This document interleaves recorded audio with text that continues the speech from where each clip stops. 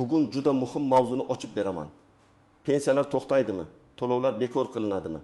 XVF talabi nimani anglatadi va oddiy odam bundan qo'rqish kerakmi yoki yo'qmi? Bu masala faqat pensionerlarga emas, har bir oilaga tegishli. Chunki har birimizning uyimizda ota-ona, bobo-buvi, nogironligi bo'lgan yaqinimiz, bolalar nafaqasi olayotgan qarindoshimiz yoki kelajakda pensiyaga chiqadigan o'zimiz bor. Men bugun sizga vahima emas, aniq tushuntirish beraman. Qaysi to'lovlar xavf ostida bo'lishi mumkin? Qaysilar qonun bilan kafolatlangan? Qanday holatda pul kechikadi? Qanday holatda to'xtatiladi? Va odam o'z haqini qanday himoya qilishi kerak? Hammasini birma-bir aytaman. Video oxirigacha ko'ring, chunki ayrim nozik jihatlar bor. Ko'pchilik aynan hujjat ro'yxatdan o'tish, bank kartasi daromad tekshiruvi yoki chet elga chiqish sababli to'lovdan qolib ketadi. Kanalga hoziroq obuna bo'ling, like bosing. Chunki bunday ma'lumotlar o'z vaqtida yetib bo'lsa, odam o'z pulini yo'qotmaydi. Avvalo eng asosiy savolga javob beraman. Pensiyalar ertaga birdaniga to'xtab qoladimi?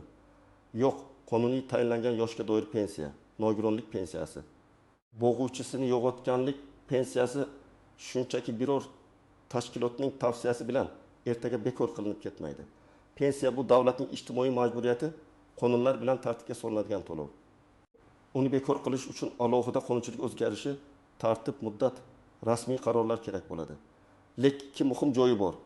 Xalqaro moliya tashkilotlari, jumladan XVF davlatlarga ko'pincha budjet xarajatlarini kamaytirish, ijtimoiy to'lovlarni manzilli qilish, ya'ni pulni hamma joyga bir xil tarqatmasdan aynan muhtoj qatlamlarga yo'naltirish bo'yicha tavsiyalar beradi.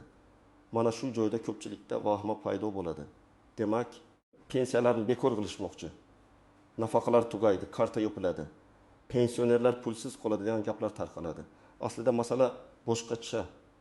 Davlat budjetida pensiya, nafaqa, subsidiya, kompensatsiya, ijtimoiy yordam, kommunal imtiyoz, bolalar puli kabi ko'plab yo'nalishlar bor.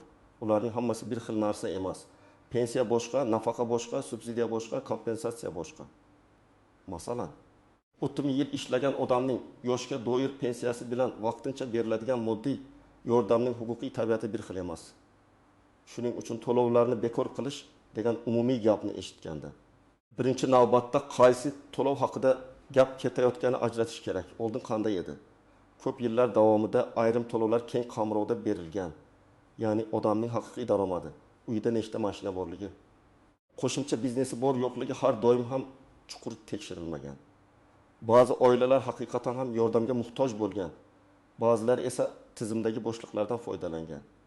Masalan, oilada rasmiy daromad ko'rsatilmagan. Lekin amalda savdosi ijara daromadi, chetdan keladigan pul o'tkazmasi bo'lgan. Davlat esa faqat rasmiy ma'lumotga qarab yordam tayinlagan. Hozir nima o'zgaryapti?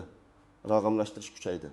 Soliq ma'lumotlari, bank aylanishlari, kadastr, avtomobil, ish haqi, pensiya jamg'armasi, ijtimoiy himoya reyestrlari bir-biriga ulanmoqda. Davlat kim haqiqatan muhtoj, kim esa yordamni noto'g'ri olayapti degan savolga aniqroq javob izlayapti. XVF kabi tashkilotlar ham shuni aytadi. Budjet pulini tejash kerak, lekin eng kambag'al, eng zaif qatlamni himoyasiz qoldirmaslik kerak. Demak, xavf pensiyaning o'zida emas, ko'proq noto'g'ri rasmiylashtirilgan, shartlari o'zgargan yoki manzillik mezoniga tushmay qolgan to'lovlarda. Asosiy qism 1, nimalarni bilish kerak? Kim xavotir olsin, kim xavotir olmasin, men birinchi navbatda pensionerlarga murojaat qilaman. Agar siz yoshga doir pensiyani qonuniy asosda olayotgan bo'lsangiz, mehnat stajingiz hisoblangan, pensiya tayinlangan, har oy bank kartangizga yoki pochta orqali pul kelayotgan bo'lsa, siz XVF talab qildi. Endi pensiyam yo'qoladi deb vahimaga tushmang. Bunday pensiya oddiy tavsiya bilan bekor qilinmaydi. Lekin siz baribir hujjatlaringizni tartibda saqlashingiz, kartangiz faol ekanini tekshirishingiz, yashash manzilingiz va pasport ma'lumotlaringiz yangilangan bo'lishiga e'tibor qilishingiz kerak. Misol keltiraman. Toshkent viloyatida yashovchi 67 yoshli otaxon 2 million ming so'm pensiya oladi. U har oy pulni bank kartasi orqali yechadi. Uning pasporti muddati tugagan bo'lsa yoki karta muddati yakunlangan bo'lsa, pul kelmay qolgandek ko'rinishi mumkin. Aslida pensiya bekor bo'lmagan, texnik muammo bo'lgan. Odam bankka bormasa, pensiya jamg'armasiga murojaat qilmasa, pensiyamni to'xtatishdi deb o'ylab yuraveradi. Shuning uchun birinchi tekshiruv. Karta ishlayaptimi? Pasport yangimi? Telefon raqami bankda to'g'rimi? Yashash manzili bazada to'g'rimi? Ikkinchi toifa. nogironlik pensiyasi yoki nogironlik nafaqasi oluvchilar. Bu yerda nozik jihat bor.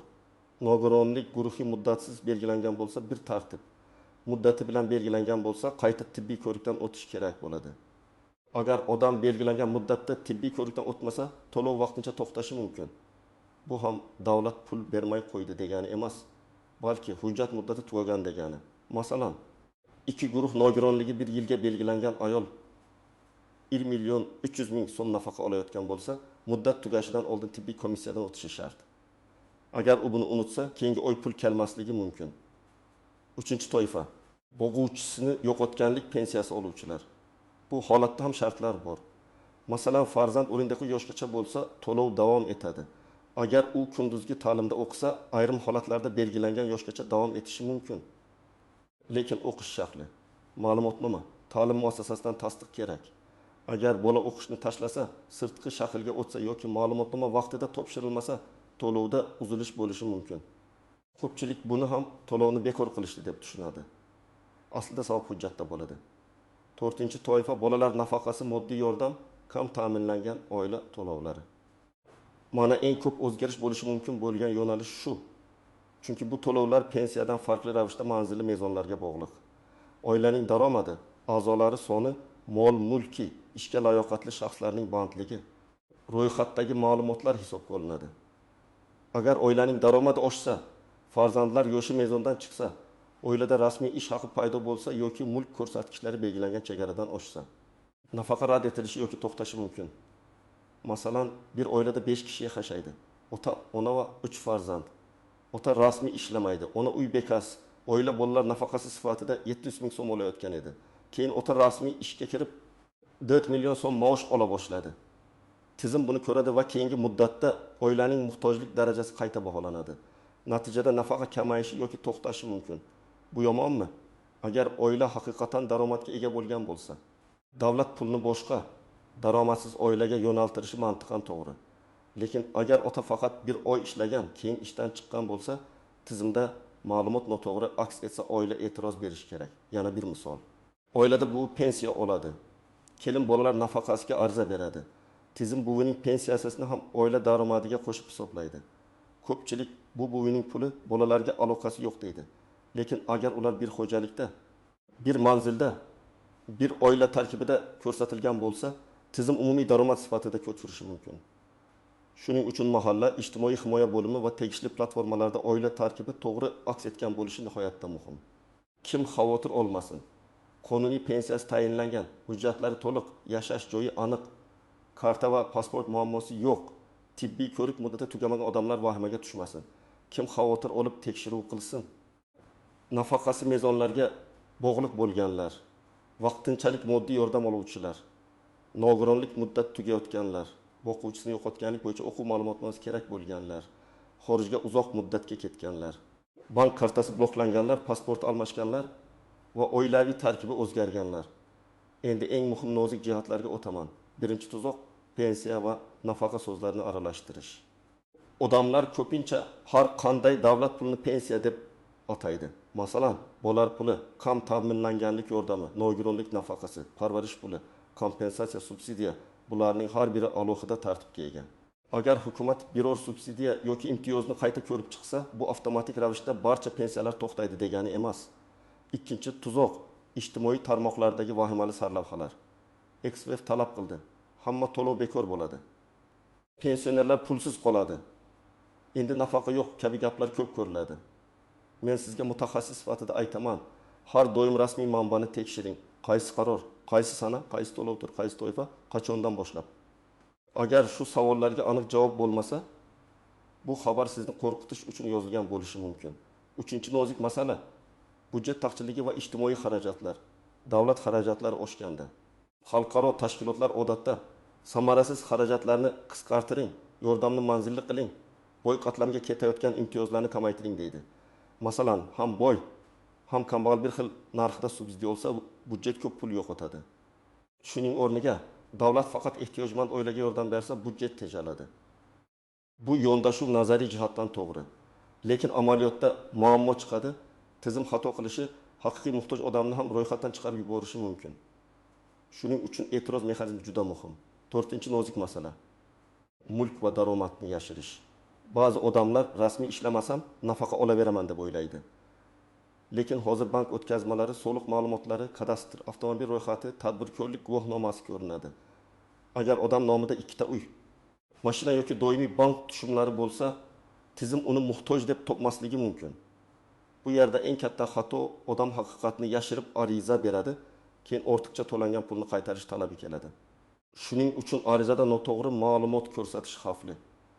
5-masala, pensioner chet elga chiqsa nima bo'ladi? Bu holatda ham turli tartiblar bor. Odam vaqtincha davolanishga, mehmon bo'lishga yoki farzandlari yoniga ketgan bo'lishi mumkin. Ayrim hollarda uzoq muddat chetda yashash, shaxsni tasdiqlash, yashash faktini tasdiqlash talab qilinadi. Agar pensioner uzoq vaqt bank operatsiyasi qilmasa, hujjati yangilanmasa, vakil orqali noto'g'ri pul olinayotganiga shubha tug'ilsa, to'lov tekshiruvga tushishi mumkin. Shuning uchun chet elga ketayotgan pensioner oldindan pensiya jamg'armasi yoki tegishli idoradan o'z holati bo'yicha tartibni so'rab olishi kerak. 6-masala, vafot etgan odam nomiga pul tushishi. Bu juda jiddiy. Agar pensioner vafot etsa, yaqinlari tegishli idoralarga xabar berish kerak. Ba'zan karta qo'lda qoladi va qarindoshlar pulni yechishda davom etadi. Bu noqonuniy bo'lishi mumkin va keyin qaytirish, hatto javobgarlik masalasi ko'tariladi. Shuning uchun baribir davlat puli-ku deb o'ylamang. Har bir to'lovning egasi bor, huquqiy asosi bor. 7-masala, ishlayotgan pensionerlar. Ko'pchilik ishlasam pensiyamni kesib tashlashadi deb qo'rqadi. Umumiy qoida shuki, yoshga doir pensiya oluvchi odam ishlashi mumkin. Lekin ayrim qo'shimcha to'lovlar, ustamalar yoki alohida imtiyozlar bo'yicha shartlar bo'lishi mumkin. Masalan, muayyan kompensatsiya faqat ishlamaydigan shaxsga berilishi mumkin. Shuning uchun pensiya bilan qo'shimcha ustamani ajratish kerak. Agar siz ishlashni boshlaganingizdan keyin pul miqdori o'zgarsa, darhol sababini yozma tarzda so'rang. 8-masala, bank kartasi va ishonchnoma. Ko'p pensionerlar pulni farzandi, nevarasi yoki qo'shnisiga yechtiradi. Bu qulay bo'lishi mumkin, lekin xavfli. Karta PIN kodini boshqalarga berish bank qoidalariga ham, shaxsiy xavfsizlikka ham zid. Agar pul yo'qolsa, isbotlash qiyin bo'ladi. Agar pensioner o'zi bora olmasa, qonuniy ishonchnoma rasmiylashtirish yaxshiroq. Shunda ham har bir operatsiya nazoratda bo'lishi kerak. Endi nima qilish kerakligini aniq aytaman. Birinchi qadam, qaysi to'lov olayotganingizni aniqlang. Bu yoshga doir pensiyami, nogironlik pensiyasimi, nogironlik nafaqasimi, boquvchisini yo'qotganlik pensiyasimi, bolalar nafaqasimi, moddiy yordam yoki subsidiya. Huquqingizni ham aniq himoya qila olmaysiz. Ikkinchi qadam, hujjatlarni bir joyga yig'ing. Pasport yoki ID karta, pensiya guvohnomasi bo'lsa, u bank karta ma'lumotlari, mehnat daftarchasi yoki elektron staj ma'lumotlari. Nogironlik bo'yicha tibbiy xulosa, bolalar tug'ilganlik guvohnomalari, nikoh yoki ajrim hujjatlari, o'qish joyidan ma'lumotnoma, yashash manzili bo'yicha hujjatlar, oilaning daromadiga oid ma'lumotlarni tayyor saqlang. Hujjatning asli va nusxasi bo'lgani yaxshi. 3-qadam, to'lov kelmay qolsa, birinchi kuni vahima qilmang, lekin jim ham o'tirmang. Avval bank ilovasini tekshiring, karta muddati tugamaganmi, karta bloklanmaganmi? SMS xabarnoma ishlayaptimi? Keyin bankka qo'ng'iroq qiling yoki boring. Agar bankda muammo bo'lmasa, pensiya jamg'armasi yoki ijtimoiy himoya bo'limiga murojaat qiling. Eng muhimi, og'zaki gap bilan cheklanib qolmang. Mening falon to'lovim falon oydan beri kelmadi. Sababini yozma ravishda tushuntirib berishingizni so'rayman deb ariza yozing. 4-qadam, arizada aniq ma'lumot yozing. Familiya, ism, otasining ismi, pasport raqami, yashash manzili, telefon raqami, olayotgan to'lov turi, oxirgi marta qachon pul tushgani, qaysi bank kartasiga tushgani, muammo nimadan iborat ekani ko'rsatiladi.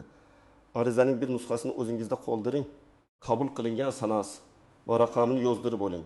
Agar elektron murojaat qilsangiz, murojaat raqamini saqlang. 5-qadam, agar sizga to'lov to'xtatilgan deyishsa, darhol asosni so'rang. Qaysi norma asosini so'rang? Qaysi hujjat yetishmayapti? Qaysi mezonga tushmadingiz? Qaysi ma'lumot noto'g'ri chiqqan? Masalan, tizim sizni ishlayapti deb ko'rsatishi mumkin.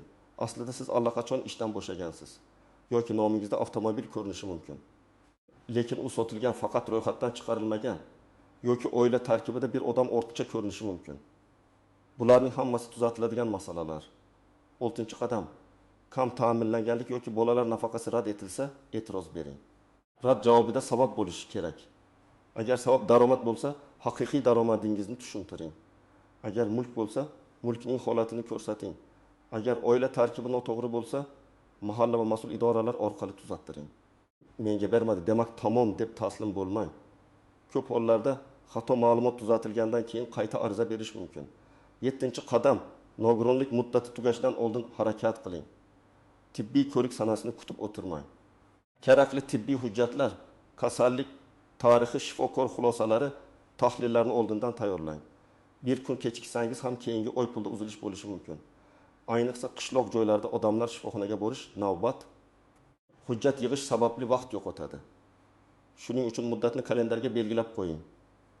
8-qadam, qarindoshingiz pensioner bo'lsa, unga yordam bering. Ko'p keksa odamlar bank ilovasini tushunmaydi, rasmiy xat yoza olmaydi. Telefon orqali navbat olishni bilmaydi. Farzandlar va nevaralar bu masalada mas'ul bo'lishi kerak. Lekin yordam berish degani uning kartasini olib, o'z xohishingicha pul ishlatish degani emas. Pensionerning ro'ziligi, ehtiyoji va huquqi birinchi o'rinda turishi kerak. 9-qadam, rasmiy manbalarni kuzating.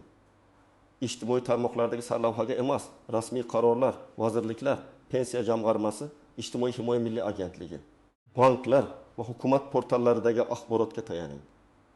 Agar tushunmasangiz mutaxassisdan so'rang. Chunki noto'g'ri xabar odamni keraksiz qo'rquvga soladi. Ba'zan esa firibgarlar bundan foydalanadi. 10-qadam. Firibgarlardan ehtiyot bo'ling. Pensiyangiz to'xtamasligi uchun pul bering. XVF ro'yxatidan chiqarib beraman. Nafaqangizni tiklab beraman. Kartangizni tasdiqlash kerak, kodni ayting degan gaplarga ishonmang. Hech qaysi rasmiy tashkilot telefon orqali kartangizning maxfiy kodini, SMS kodini so'ramaydi. Agar kimdir shunday desa, bu firibgarlik bo'lishi ehtimoli juda yuqori. Xulosa shuki, pensiyalar birdaniga to'xtaydi degan vahima asosli emas. Qonuniy tayinlangan pensiyalar davlat majburiyati hisoblanadi. Lekin ijtimoiy to'lovlar tizimida manzillilik kuchaymoqda, tekshiruvlar ko'paymoqda, raqamli ma'lumotlar solishtirilmoqda. Shuning uchun hujjati to'liq, sharti to'g'ri, ma'lumoti aniq odam qo'rqmasligi kerak. Ammo nafaqa, moddiy yordam, nogironlik muddati, boquvchisini yo'qotganlik, oila tarkibi, bank kartasi, pasport, chet elga chiqish kabi masalalarda beparvo bo'lish mumkin emas. Men sizga tavsiya qilaman. Bu gunoh o'zingiz yoki yaqinlaringiz olayotgan to'lov turini aniqlang. Hujjatlarni tekshiring. Karta va pasport muddatiga qarang. Agar biror muammo bo'lsa, yozma murojaat qiling. Og'zaki gapga tayanmang. Rasmiy javob oling. Shunda siz o'z haqingizni himoya qila olasiz. Sizning fikringiz qanday? Ijtimoiy to'lovlar faqat muhtojlarga berilishi kerakmi yoki ayrim to'lovlar hammaga teng saqlanishi kerakmi? Izohlarda yozing. Video foydali bo'lgan bo'lsa, like bosing, yaqinlaringizga yuboring va kanalga obuna bo'ling. Chunki keyingi videolarda ham pensiya, nafaqa, kredit, subsidiya va oddiy odamning cho'ntagiga ta'sir qiladigan eng muhim mavzularni sodda tilda tushuntirib boraman.